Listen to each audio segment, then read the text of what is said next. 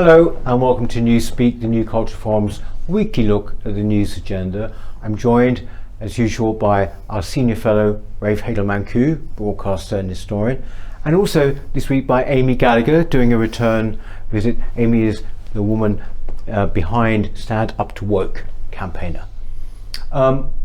There's been one story that's dominated everything this week, and that is the BBC and the Hugh Edwards. Well, is it a scandal? Isn't it a scandal? But we're certainly going to be discussing that.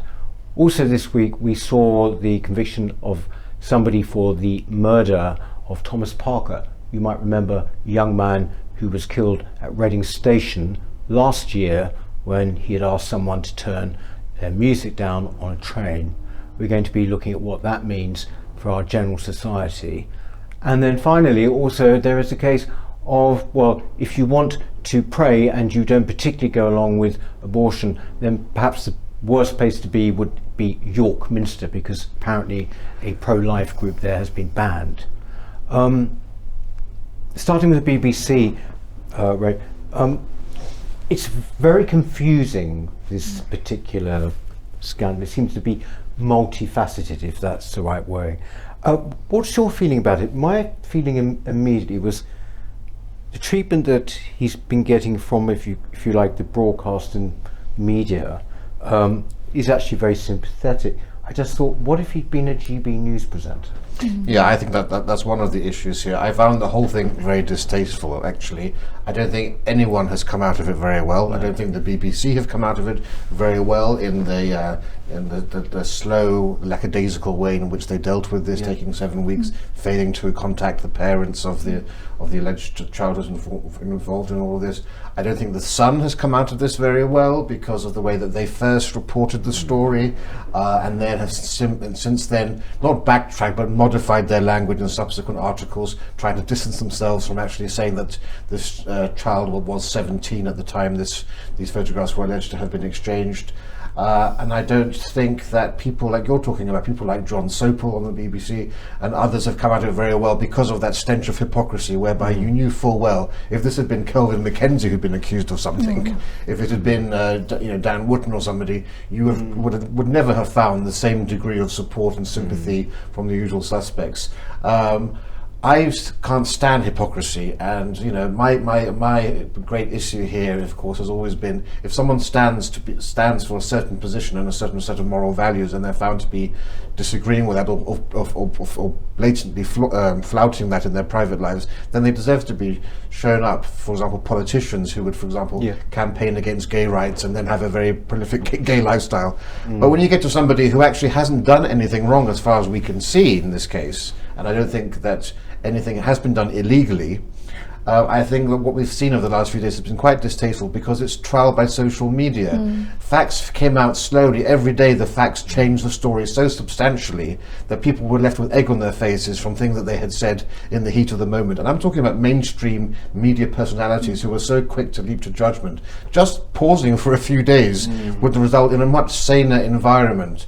And so even though, of course, Huw Edwards has done nothing wrong legally, but he may have acted inappropriately, I think the entire media frenzy that's come out of that has been unedifying for everybody.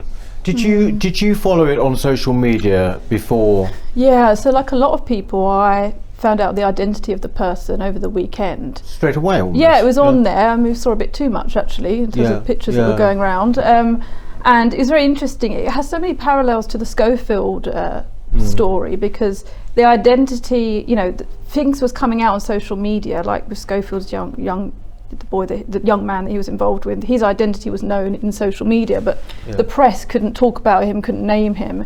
And it's the same with this, in that the information came through on social media, but the legacy media or the mainstream media couldn't fully report it. So you had this strange thing in that the tabloid press were sort of breaking the story, but actually not breaking it because they weren't naming the person, they weren't being clear on the details.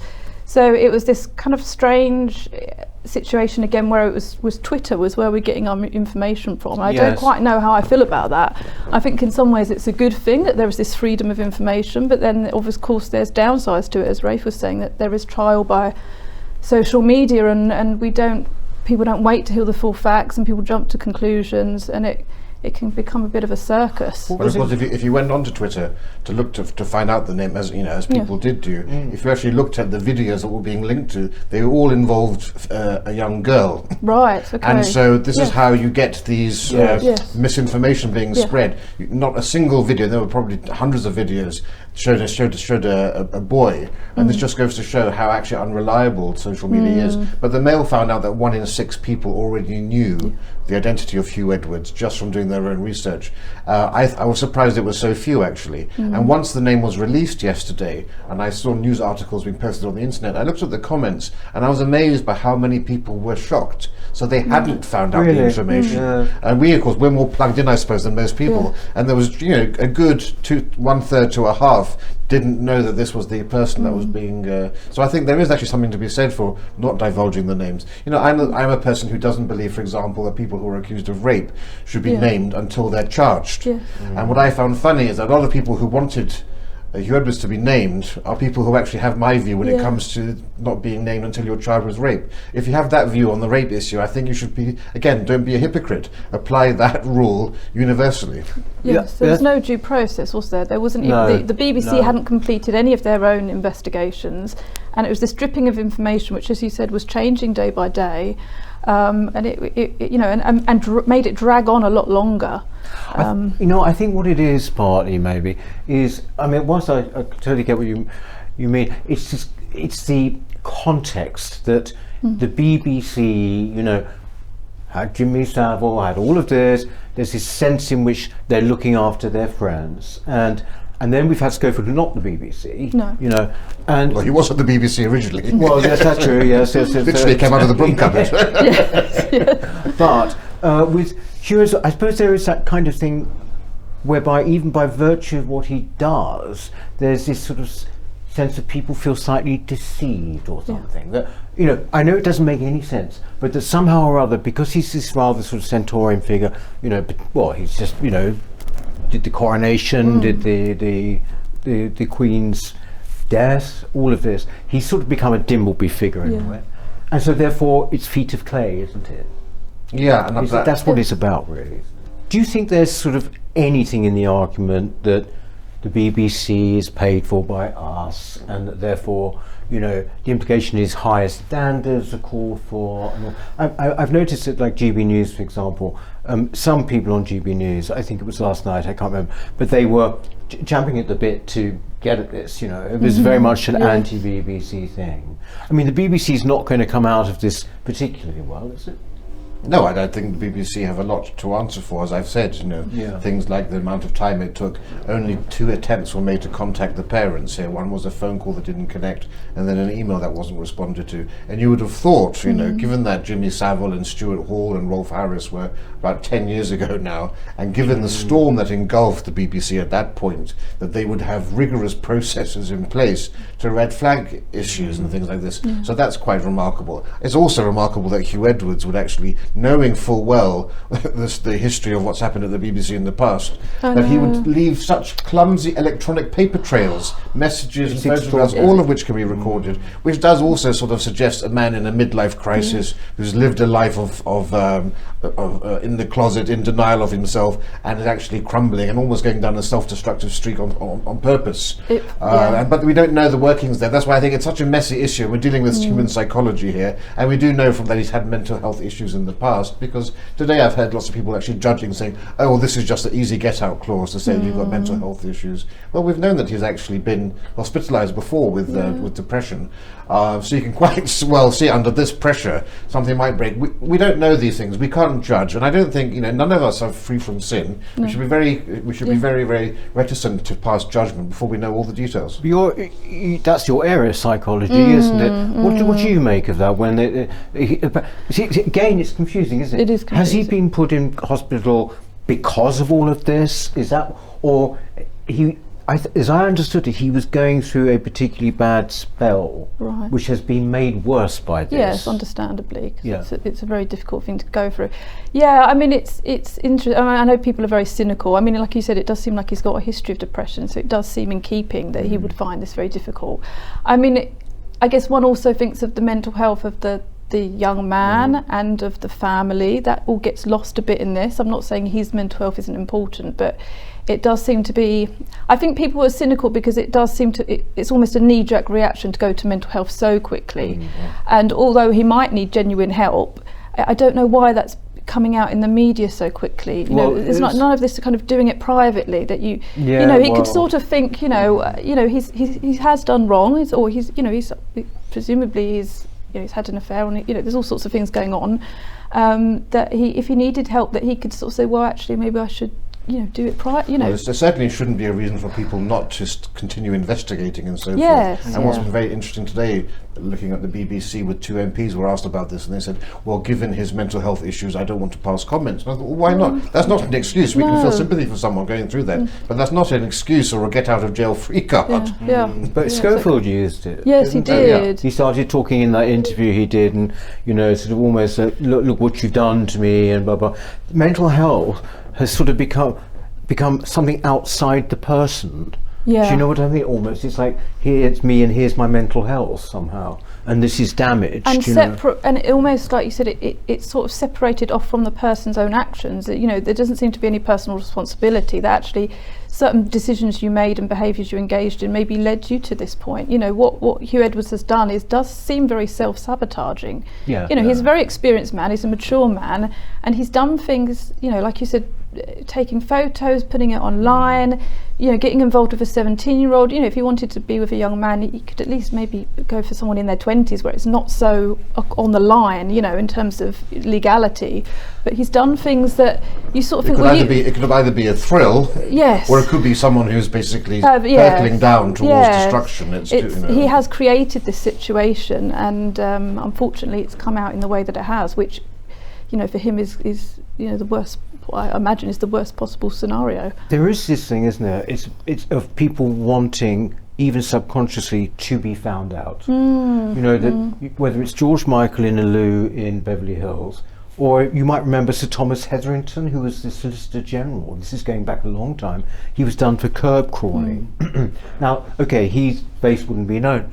What would possess someone who is known to the whole nation to actually put himself in that position? This is extraordinary to me. I mean, it does, as you say, seem like I want to be found out. I somehow want to be found out. Well, and how he did it was so curious, because he drove across town during lockdown to meet some 23-year-old. But all he did with that 23-year-old was have a cup of tea, and he was very adamant about having a cup of tea. So it's almost as if he's trying to come out of the closet awkwardly in his own sort of way.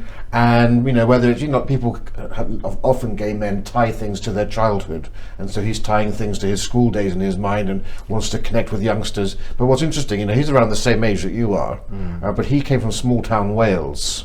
From a very conservative Christian family. He just finished a PhD, I didn't realise, on the history of Welsh chapels in London and so forth. So then he got married, has 5 children, so never lived that sort of gay life, as opposed to being in a big city where we were more free. And you do sort of wonder whether he's got to that midlife crisis point where a straight guy would have an affair and buy the Lamborghini. And this was his awkward way of doing it with no other outlet. It's not an excuse or anything, but it's trying to get into the guy's head of why he would do things which was so obviously foolish. Well, he's living a lie, isn't he? Or he has been, it seems. And I do wonder about that generation of men. Maybe there is something about... Well, yes, but I mean, Schofield, how old is Schofield? Sort of well, he's in his late 50s too. So, I think they're just on that cusp of when being gay was acceptable to wanting, if you wanted to get ahead in life, you needed to be married and settle down. Yes.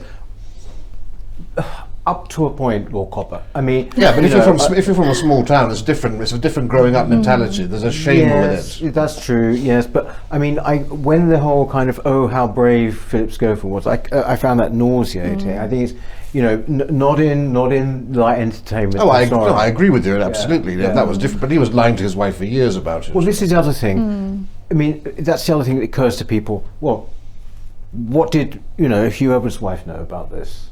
I mean, that's the other thing.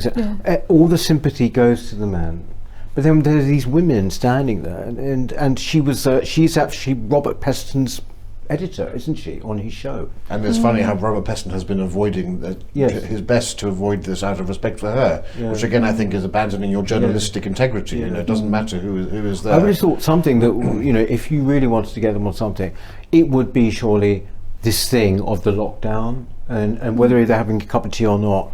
There he was during the whole lockdown. That's more my sort of, that's the hypocrisy.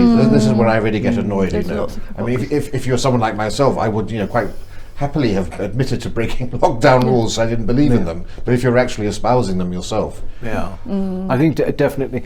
Where do you think this leaves the BBC? I mean, in the sense that, but basically, obviously, people who dislike the BBC. Well, I mean, I dislike the BBC. I'd like to see the licence fee scrapped and all of that, but not. You know what I mean? Not for this reason. There is this feeling, is there not, a bit like Al Capone being done for tax evasion? These are the kind of things that are going to bring it down, or weaken it so badly. Weaken its authority, don't you think? Yeah. Whereas really, you could argue, what presenters do in their personal lives shouldn't be used in this way. I mean, and it is more to do with the content of the BBC, isn't it? I mean, one thing, as you said, with him, espousing certain views about lockdown and then doing the opposite. I mean, that is something to do with the BBC only presenting one view and behind closed doors, doing another. But I mean, I think people have lost trust in the BBC. I mean, so many people coming out and saying, not another one, not another person. That is kind of feeling, isn't it? That it's almost unexpected now that it's. And I think that's really what it is. People have such lack of trust in the BBC and such resentment towards it that they will find any reason actually to inflate things and exaggerate things just to have a go at the BBC. Because let's be clear here. We're not talking about a Jimmy Savile sort of situation, no, of course or a Rolf Harris. But again, you're seeing those names now all coming up again as if they're somehow connected and related. I think the difference is that this has got real, in the real sense of the word, it's quite pathetic. I mean, sad but pathetic. Yes, it's sort of pathetic, and a great. Anyway, I mean, it's preoccupied us all for all this time. And the other thing is, I think as well, we started off saying this. I got on to the Twitter at the weekend. It seemed not just that everyone was naming him, but they almost sort of like seemed to know something I didn't. Do you know what I mean? And so it was so unanimous. It seemed. It's like something had been going on, or rumours had been swirling about him for a long time, or something. But really, you have the situation where a name is not named, right? And yet 1 in 6, as you say, of the country know about it.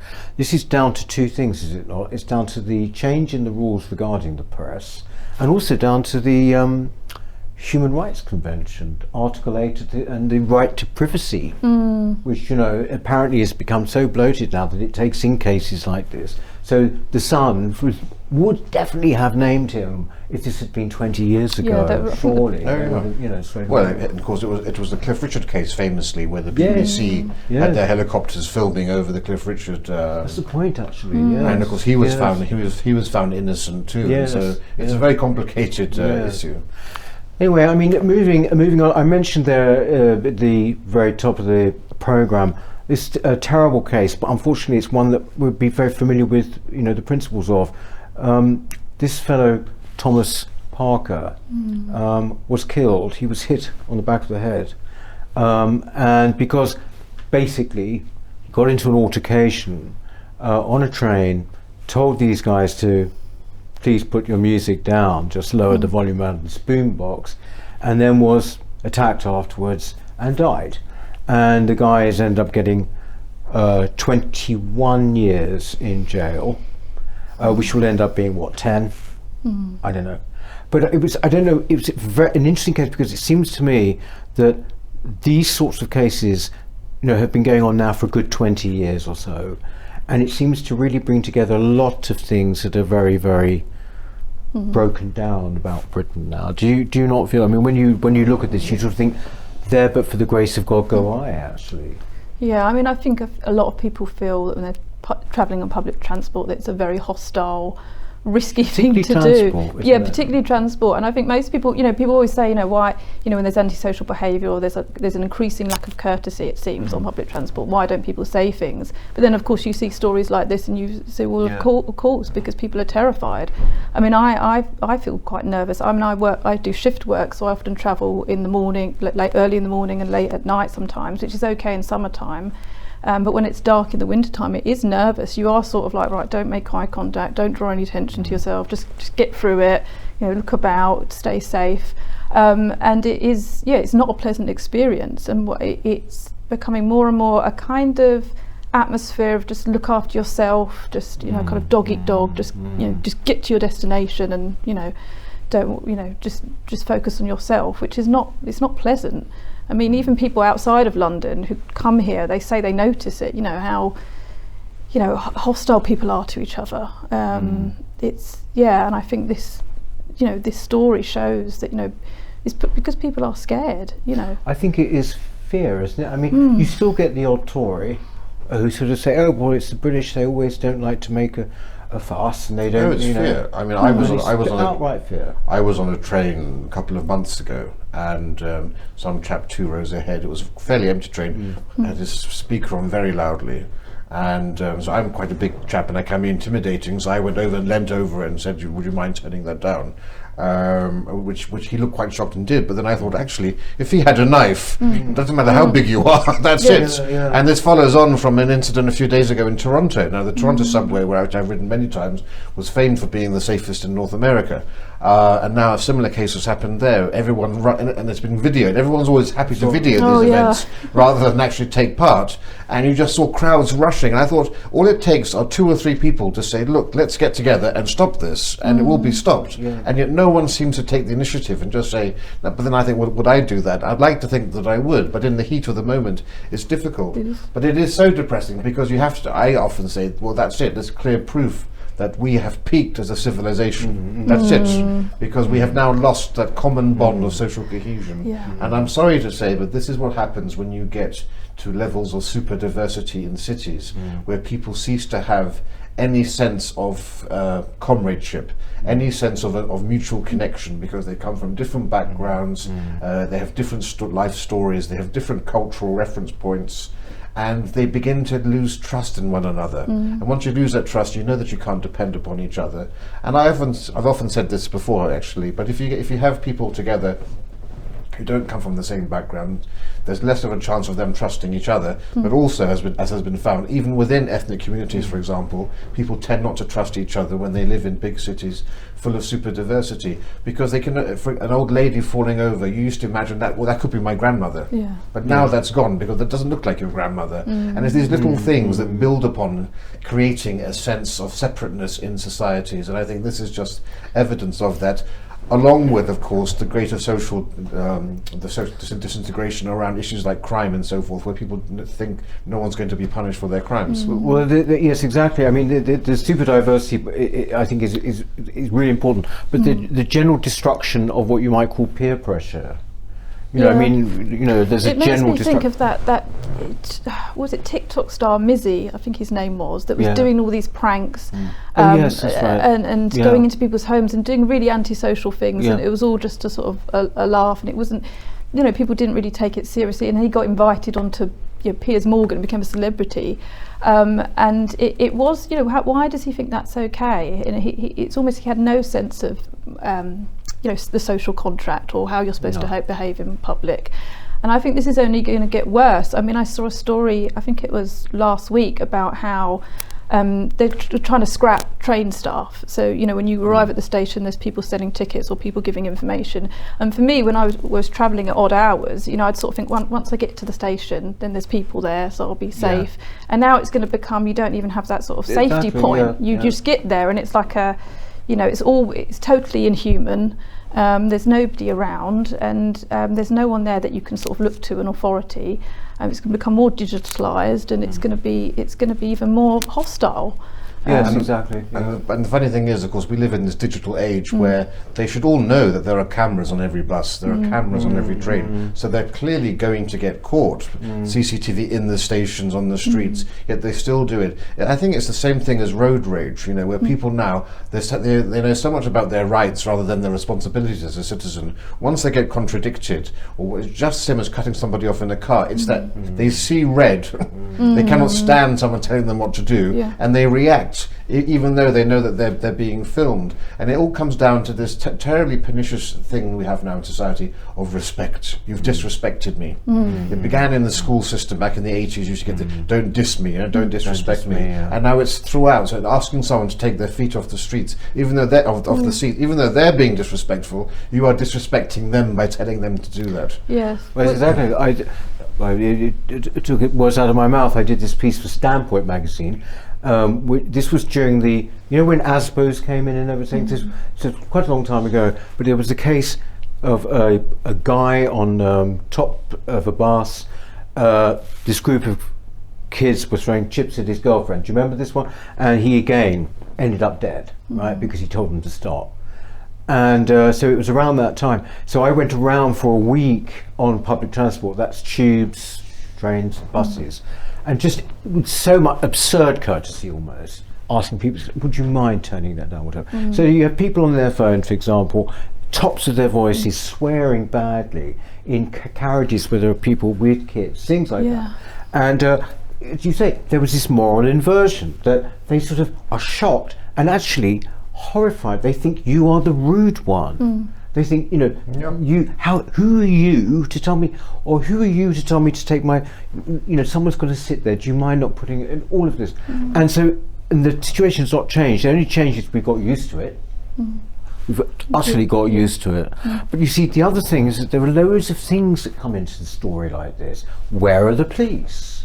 Why did no one even think of going to the police, for example? Then you've got the judge. I don't know whether you read the summing up. Oh, I saw that. One of the... What is it he said something about one of the things that should be taken into account was potential for racism, because the perpetrator was black, that was a reason for him having a lighter sentence or something, to take into consideration that racism, it didn't seem to be any part of the story whatsoever. So it's simply just because he's black. I don't know. Yes, it was that, and also he equivocated. He sort of said this is a tragedy for both sides. Yes, I saw that. Yeah.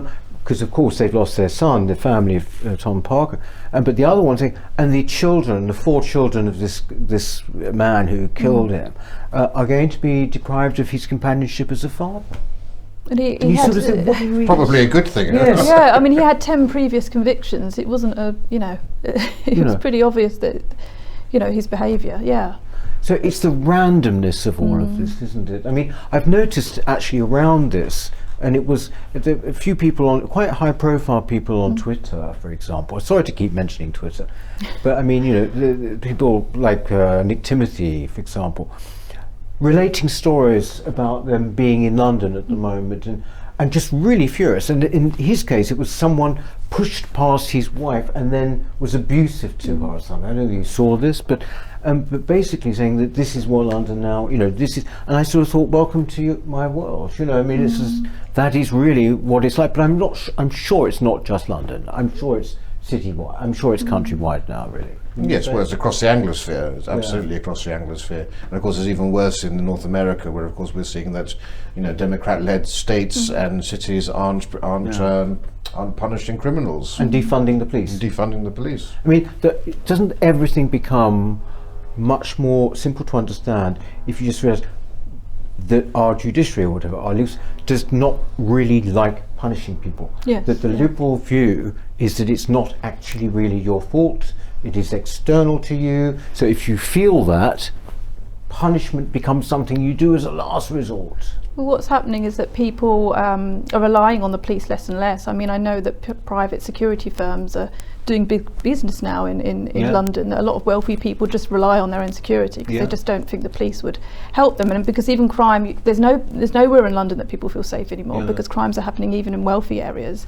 So people that can afford it just have their own, security, and the rest of us that can't, we just have to look after ourselves, essentially. And in America, companies are moving out of cities because, of course, people have carte blanche to just shoplift. And we've all seen on the internet these terrible videos of people just very happily and quite relaxed going around the shelves and leaving because they know nothing will happen. And so companies are actually closing down their shops in cities across America. It's quite an amazing thing. But we just have to look to Singapore to see how a country can exist with very strict rules on public behaviour, from spitting on the streets to spitting out chewing gum, and where you can get caned and so forth.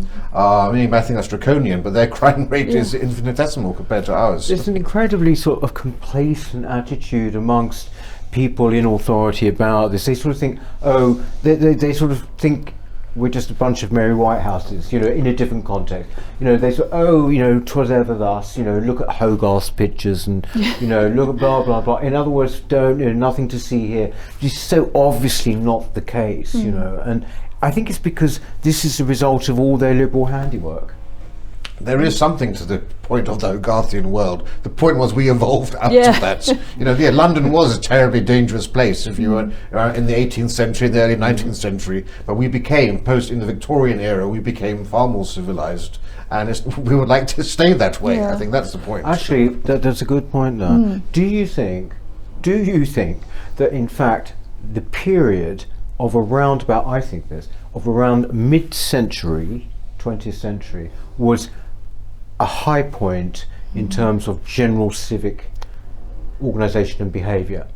Because if so, then we absolutely got the tail end of it, right? So we've got something to compare it with. But in fact, if you think things were nasty, brutish and short and everything before, and now they've become that way again, that was the time. It was of extraordinary social cohesion. Huge union, organised union power as well. Amazing educational standards. Amazing educational thing. Extraordinary. And basically, maybe that was it, and that we're just down the other side, as you say now. Well, until we have social credit system in place to keep us all in check. People are gradually waking up to the possibility of this now, aren't they? But that is going to be part of the future, where we have television cameras on, CCTV everywhere, monitoring our behaviour, and people will be penalised, and of course there will be some sort of AI RoboCop police around at that point as well. So we are going into a world which will become more social but less free. There'll be high standards, but it would be through tyranny rather than... Exactly. Through tyranny, yes. I think we've already seen a few glimmers of that, really, haven't we, with the pandemic?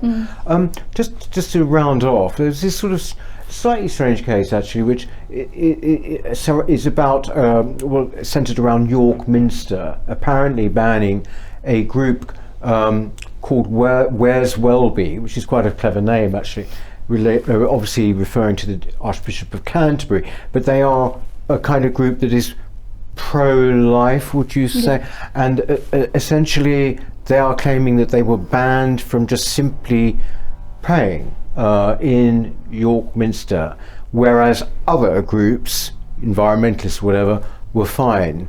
What do you make of this story? It does seem it's got the ring of truth about it, simply because just look at what's happening to the church. Well, it seems as though this particular church is completely captured, because it wasn't long ago, I think the Archbishop of the York Minster was saying that they were talking about banning the Lord's Prayer, or saying that it shouldn't have Our Father. It's the same group of people saying that having the word Father in the Lord's Prayer was, that God is non-binary, and that even having the word Father could be potentially triggering for people that have been abused by their father, which is just, you could say that about any word. Any word could be linked to any potential hurt that somebody experienced. But the parochialism of thinking like that, when in relation to God, basically some people have had bad experiences with their father.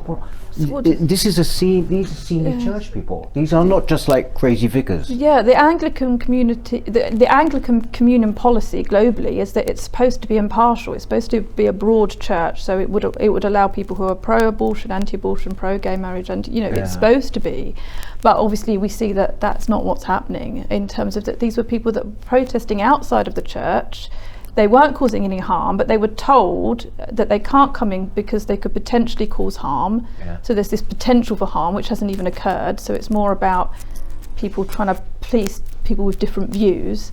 And it's just symptomatic of something, what's happening broadly within Christianity, and that it's turning into something that's either sort of woke, or just this sort of bland spiritualism that wants to do away with, sort of flatten out all the specifics of Christianity, because it is a specific religion. The Bible is located in certain places with certain people, with certain, it is a father. It is God the Father. It's not just it's not like Buddhism. It's not something that can be whatever and now people sort of say, well, God can be whatever you want it to be. It's just part of something wider. I wonder if God has his own truth. Yes, postmodern. I am the truth and the way. But this organisation is called Where's Welby, and Keith Bayes from GB News read an article about all of this, and it basically is asking, where is Welby? Where is he taking a stand on moral issues that the church has always stood up for, such as be it abortion and so forth? But what's interesting is that next to this organisation was a climate protest organisation, and they were allowed to come into the church, and so that really just does, I think, show you that there's quite a lot going on in this story. But it's just more and more evidence again of this disconnect between the clergy and the laity, because the laity still are very much in the Church of England the Tory party at prayer. They still hold traditional small c conservative beliefs, whereas the clergy have, is the Corbynista party at prayer. It's the Green Party at prayer. There's as with all our institutions, this disconnect is growing ever wider, and it sticks in the craw to see the Archbishop of Canterbury, who should be upholding the Christian tradition of this country, so quick to try to tear it down and dismantle it. Don't you think, though, that it was a mortal blow, maybe, during the pandemic when they closed churches and when they stopped choirs singing for this kind of spurious reason that might actually spread the pandemic.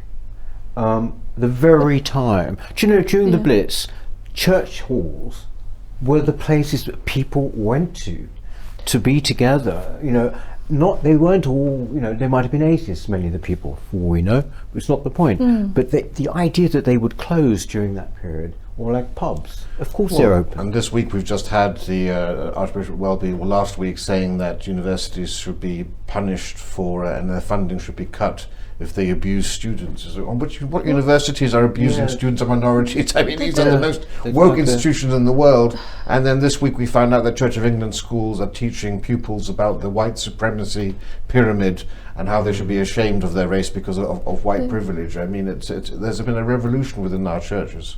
They seem to be, they talk about issues which actually it's not their place to talk about, and yet they don't talk about the issues like issues of life that it was their place to talk about. Yes. So Welby's position on refugees or universities, but not on abortion. Those aren't the things that he's very vocal about. It's particularly this thing that it should be a pro-life group, who are banned as well. I mean, that is extraordinary. It is isn't extraordinary, I mean, I think what's always struck me about this, though, is that we talk about this, but okay, there's a growing disconnect, but the church never seems to sort of show its concern for the lack of people in its pews. It never seems to. It's almost like they feel, well, we don't deserve it. Well, and it's always chasing after a demographic that it's never going to get. Yes, that's exactly. the thing. It's neglecting its own congregation to chase people who died in the war, atheists with pink hair. Yes, the people who are really diehard wouldn't go near a church. So I don't know why they're trying to appeal to that group. Mind you, maybe it was ever thus. You remember the episode of Yes, Prime Minister, where the Prime Minister has to appoint a bishop, as they do, and he went down the list and he looked at one as Humphrey said, "Oh, he's a bit of a maverick," and they said, "Why?" Well, he actually believes in God. On that note, thanks very much, Ray. Thanks very much, Amy. Oh, by the way, how's your campaign going along? It's Amy is, you must know by now, is campaigning against actually the NHS and basically the use of critical race theory. Isn't that right? Yeah. And that things are going along? Yeah, I mean the legal process is very slow, but it's coming along. We're waiting to hear back from the courts, and I mean it's a bit like how long is a piece of string with a legal case. You don't know quite how long it's going to go on for or how much money it's going to cost, but I'm doing okay. So thank you for everyone's support. Well, as soon as there's any kind of progress on that, you're here. Yes, right? Will be. Thanks very much again. You. Thank you, babe. And that's it for this week, and we shall see you next time. Thanks. Bye. Hello. If you're enjoying the New Culture Forum channel and you believe in our mission, may I invite you to join our membership scheme at the link below or on our website, newcultureforum.org.uk. Our work is more important now than ever, and we have great plans ahead for the future, but we can't do it without your support. From as little as £3 per month, you can help ensure that we continue on our mission. As a member, you'll receive a range of benefits, including access to exclusive content, invitations to our private events, including here at our studios, free copies of our books, and much, much more, including, of course, our famous NCF mug. If you aren't able to become a member, then please help us by clicking this button and subscribing to our channel. It's completely free. Just remember to also click the bell icon so that you can get notifications when we post new videos. Thank you.